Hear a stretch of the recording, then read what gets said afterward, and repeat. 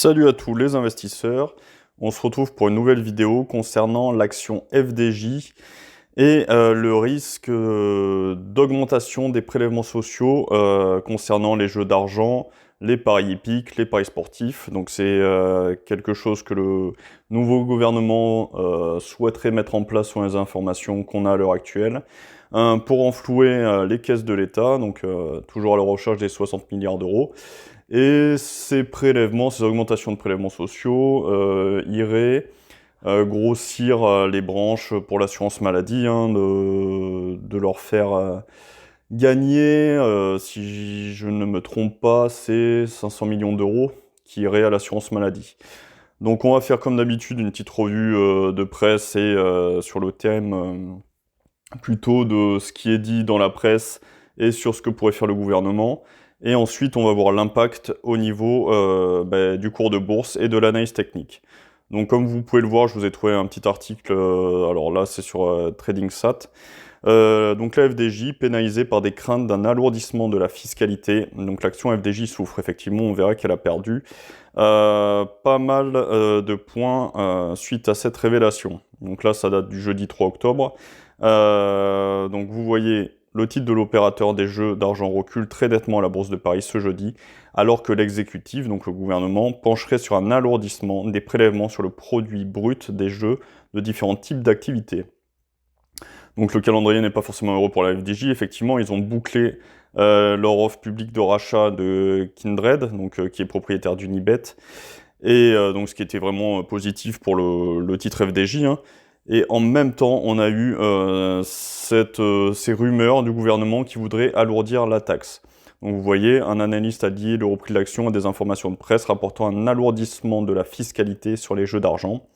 Il faut bien voir que la FDJ paie déjà des taxes élevées. Les prélèvements représentent environ 20% des mises collectées par le groupe et 65% du produit brut des jeux, ce qui fait que la société reverse au total 4,2 milliards d'euros à l'État, souligne cet intermédiaire.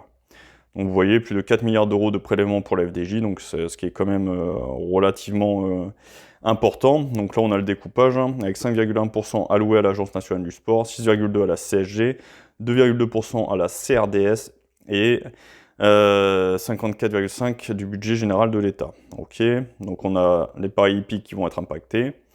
Donc là, selon les Échos, il y aurait potentiellement un alourdissement de la CSG.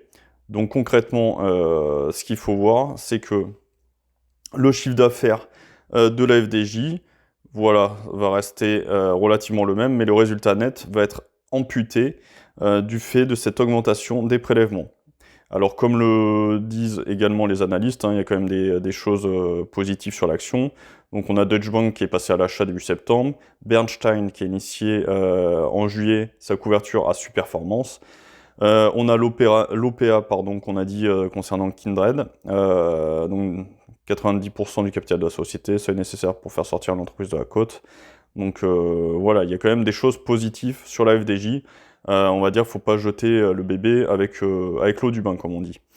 Et là, je vais vous montrer une petite vidéo, donc c'est la patronne de la FDJ, qui assure que le gouvernement n'a pas décidé d'augmenter la fiscalité sur les jeux d'argent. Donc elle essaie de rassurer son monde comme elle peut. Cependant, je pense que, à titre personnel, le gouvernement va essayer de racler dans tous les fonds de tiroir qu'il peut pour que son budget 2025 soit validé et que comment dire, que l'Europe valide également le budget de la France, parce qu'on est quand même sur une dette qui est à 112% du produit intérieur brut, si je vous dis pas de bêtises. Donc ça commence à sentir mauvais et le gouvernement va forcément devoir réagir. Et l'une des solutions envisagées, c'est l'augmentation de la fiscalité sur les jeux d'argent. Donc on va écouter ce qu'elle a à nous dire, la présidente, mais il faut bien garder à l'esprit qu'effectivement, au niveau du gouvernement, c'est pas fait parce que ça sera dans le budget 2025. Cependant, si le gouvernement décide d'augmenter ses taxes, la FDJ n'y pourra rien et la patronne de la FDJ n'y pourra encore moins. Je le disais tout à l'heure, vous avez été très chahuté en bourse aujourd'hui, vous avez perdu 6%, enfin du moins votre titre, parce que il y a des informations de nos confrères Les Échos, comme quoi les jeux d'argent et donc évidemment la FDJ, sont dans le viseur. Tout le monde cherche à faire des économies. On a un budget 2025 qu'ils n'arrivent pas à bloquer parce qu'on a essayé de comprendre qu'est-ce qui se passe. Peut-être que vous avez une explication, vous connaissez bien Bercy. Et puis, en plus, dans le cadre du PLFSS qui est voté juste après, le projet de loi de la finance de sécurité sociale, il y aura une taxation sur les jeux d'argent et sur vous à 2 niveaux. CRDS, CSG. Bon, votre taxation, c'est très compliqué, on ne va pas forcément entendre Non. le détail. Alors, qu'est-ce que vous dites, vous? Alors, moi, ce que je dis, déjà, c'est que la première chose, c'est que la FDJ, c'est un contributeur majeur en termes de fiscalité sur les jeux au budget de l'État. Donc, nous avons versé l'année dernière 4,3 milliards d'euros. Voilà. Donc, nous sommes un contributeur très important. Donc, c'est pas comme si on était on était sous-fiscalisé. La France est un pays, d'ailleurs, tout le monde le sait, dans lequel le niveau de fiscalité sur les jeux d'argent est élevé. Oui, voilà. Donc, ça, je bien pars sûr, de là. mais, Ça, c'est la première voilà, chose. ouais. Deuxièmement, moi j'ai été très simplement, puisqu'il s'agit effectivement, ce que vous évoquez, concernerait potentiellement le projet de loi de finances pour la sécurité sociale. Donc, moi, j'ai été vérifiée à la source et aujourd'hui, il n'y a pas de mesure de ce type dans le PLF7, mais qui n'est pas encore, évidemment, adopté. Mais mes informations sont que ça n'a pas, il n'y a pas de base, il n'y a pas de décision du gouvernement de mettre ce type de taxation, qui par ailleurs, et là, ça nous amènerait à rentrer dans les quand même un détails, peu, ouais. dans les détails, qui de toute façon est un système extraordinairement peu efficace pour le gouvernement lui-même pour ramener des recettes supplémentaires. Je ne vais pas me livrer à l'explication sur ce sujet, mais de toute façon, aujourd'hui, ça n'existe pas. Ça n'existe pas, il n'y a même pas une piste, des pistes. On vous dit, ça n'existe pas. Qu'il y ait des gens qui, dans des bureaux, cherchent des recettes complémentaires, c'est possible. Oui, non, mais c'est vous, pas la même je ne sais chose pas si vous avez le ministre ou pas, je ne sais pas, mais... Voilà, moi, l'avez j'ai parlé... Et il vous a dit non? Moi, j'ai vérifié dans l'appareil d'État ce qu'il en était, et aujourd'hui, ça n'est pas la position du gouvernement que de mettre ce type de mesure dans le PLFSS. On va se pencher sur la FDJ. On va la mettre en plein écran. Donc voilà ce qu'il y a eu lorsque ça a fuité dans la presse.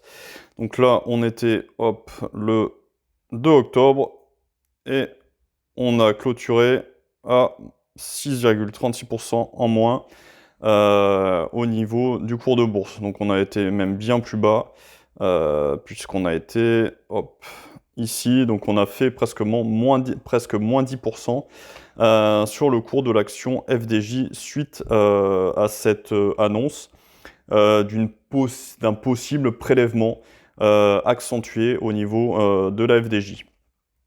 Donc, une fois qu'on sait ça, qu'est-ce qu'on fait concernant le titre? Est-ce qu'il faut bazarder l'action FDJ directement? Est-ce que le titre est pourri juste parce que va y avoir des augmentations potentielles, c'est pas encore acté, mais potentielles au niveau du titre?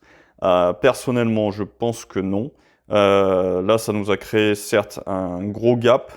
Vous voyez qu'il y a également des gros volumes qui ont été réalisés là-dedans. Après, on pouvait s'y attendre à une consolidation, voire une correction, tout simplement, parce que, vous voyez ici le cours, et on avait déjà un indicateur avec le RSI qui était, on peut tracer quelque chose comme ça, en divergence. Donc la divergence, vous voyez qu'il y a le cours de bourse qui continue de monter, alors que l'indicateur du RSI, lui, il commence à baisser. Donc là, on avait une belle divergence, et la divergence, effectivement, a été complètement validée. D'ailleurs, ça c'est intéressant pour les traders, mais voilà, vous tradez la divergence, vous attendez que ça casse à ce niveau, et vous avez, hop là, moins 15% sur le titre, relativement facilement. Donc ça, c'était juste pour vous montrer sur le point de vue technique que ça pouvait être un indicateur comme quoi il y allait avoir un peu de grabuge sur le titre. Concernant, voilà, sur le court terme, On est sorti des bulles de Bollinger, ou de Bollinger, hein, comme vous voulez. Donc là, ça continue d'étirer, on l'a réintégré.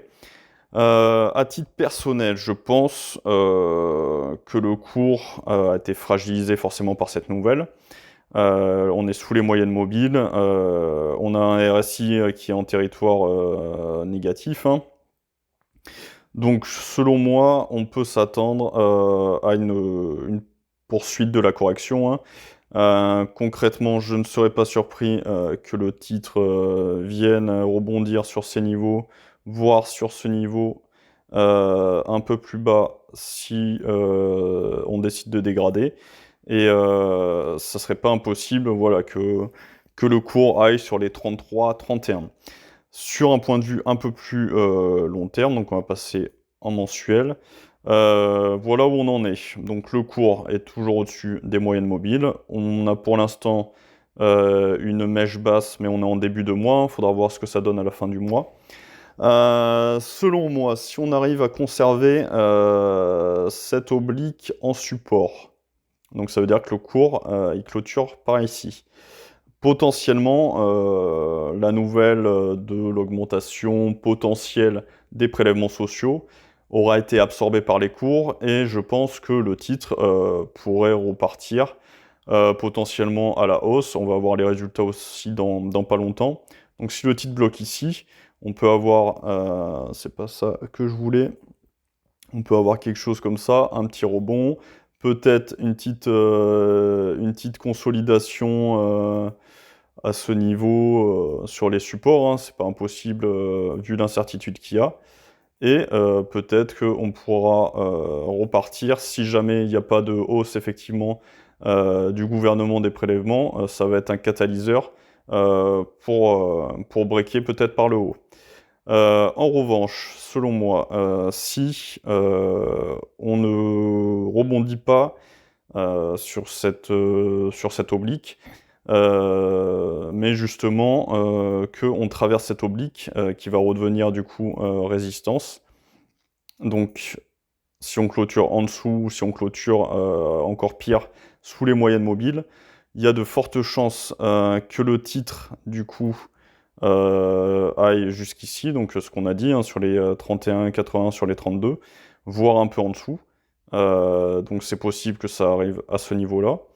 On peut avoir aussi une plus grosse correction si jamais la taxation est mise en place.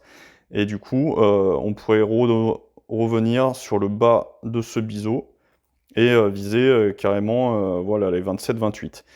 Est-ce que l'action va dégrader encore plus que ça? Voilà, en bourse, tout est possible. Mais je privilégie ces scénarios, comme je vous l'ai dit. Si on clôture au-dessus, potentiellement, petite consolidation, s'il y a des news positives ou des analystes qui font des remarques positives sur le titre, on peut rester au-dessus des 34, des 33-34. Si à l'inverse, on clôture ce mois-ci sous les moyennes mobiles et sous a fortiori l'oblique, je pense qu'on ira chercher ces niveaux au niveau des 32, hein, voire un peu en dessous. Et si ça casse cette oblique ascendante, je pense que le titre pourra aller chercher au niveau des 27, mais on n'y est pas encore. Et si jamais ça casse au niveau de ce support ici, donc des 27, hein, si on casse ça, par contre, le titre peut dégrader bien plus. Mais pour l'instant, j'ai vraiment des doutes que ça aille aussi loin suite juste à cette annonce, parce que le titre est quand même dans une configuration graphique relativement intéressante, et au niveau mensuel, on est encore au-dessus des 50 sur le RSI. Voilà, j'espère que ça vous aura plu comme vidéo. J'ai essayé d'être plus neutre possible sur ce titre, et j'espère que la vidéo vous plaira. N'hésitez pas à vous abonner, hein. Merci à ceux qui s'abonnent, ça me fait vraiment plaisir, et j'en ai vraiment besoin pour développer cette chaîne. Je vous souhaite une bonne journée à tous, bye bye.